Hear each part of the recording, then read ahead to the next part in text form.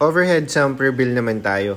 Watch until the end kasi dito i-explain ko kung paano ko na-maintain na malinaw yung aquarium ko. Dito sa first chamber ko, by the way, itong first chamber ko, DIY lang siya. Taniman talaga siya ng halaman. Sa first chamber ko, may nakalagay ako dito na disposable white filter. And then, ang sumunod naman is yung black filter. Ang purpose ng first chamber ko is to filter out yung mga poop and yung mga natitirang small particles ng poop ng goldfish. Dadaan mo na siya sa white filter, then dun sa black filter para ma-filter out talaga na maayos. Ganito yung itsura ng black filter.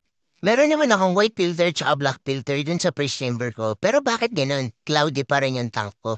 Isa sa mga reason dyan is baka hindi pa fully cycle yung tank mo. Kasi malaki ang role ng good bacteria para mapanatiling crystal clear yung ating mga aquarium. Dito kasi sa mga substrate na meron tayo, ito yung mga house ng good bacteria. So meron tayong pumice rock dyan at saka lava rock. Dito naman sa second to the last and the last chamber is naglagay ako ng clay pebbles at saka mga plants para matulungan ako mapababa yung nitrite level ng aquarium ko.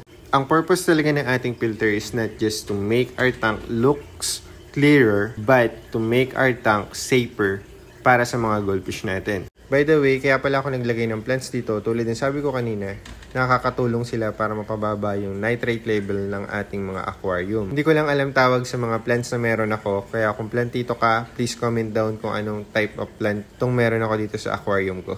Para mabili din ng mga viewers natin yung plants na meron ako. First reason kung bakit cloudy yung tank mo is new tank syndrome. Ibig sabihin, hindi pa sapat yung good bacteria mo para mapanatili yung nutrients at the safe level lang para dun sa mga goldfish mo. Pangalawa naman is hindi ka nagwa-water change regularly or hindi mo alam kung kailan ka dapat mag-water change. Kung hindi mo alam kung kailan ka dapat mag-water change, I highly suggest na bumili ka ng API water tester. By using this product, malalaman mo kung kailan ka dapat mag-water change, kung ilang feeding lang yung kaya i-handle ng iyong filter. I promise you guys na malaki ang matutulong sa inyo ng water tester. Yun lang guys for today's video, and kung meron ka pang mga question regarding fish keeping, comment down below and sasagutin natin yan later. Thank you guys for watching and see you on the next one. Bye! By the way, you can buy goldfish from me.